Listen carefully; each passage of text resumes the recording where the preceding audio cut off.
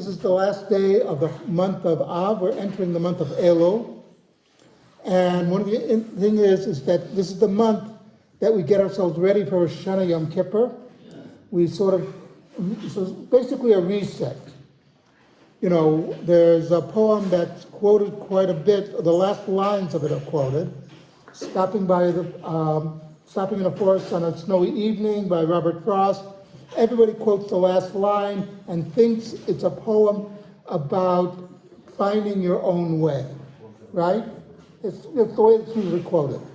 They don't bother to quote the rest of the poem. The rest of the poem is, he says, there are two paths traveled upon.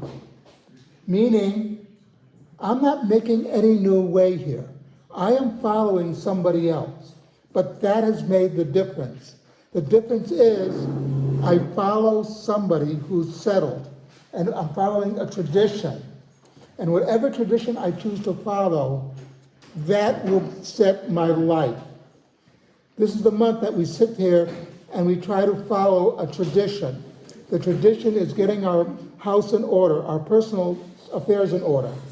Remember that one of the most important things is before we can go to Yom Kippur and ask Hashem for forgiveness, we have to go to our fellow Jew, our fellow man, and say, you know, is there anything that I did over the year that offended you, anything that hurts your feelings? I want to ask for forgiveness.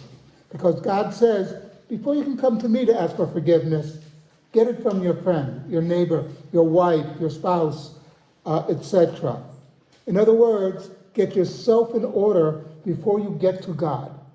And God then says, okay, now you made amends with somebody else, and if that first person chooses not to forgive you, when you go 3 times, I think that's the rule, right, David? If you go to them and honestly have a contrition 3 times, and they still won't, then you know what? At least you made the effort. But you have to make the effort. The effort doesn't come from them. And that's what I think is the deeper meaning of, say, that poem, is follow your tradition, and that will make all the difference in the world.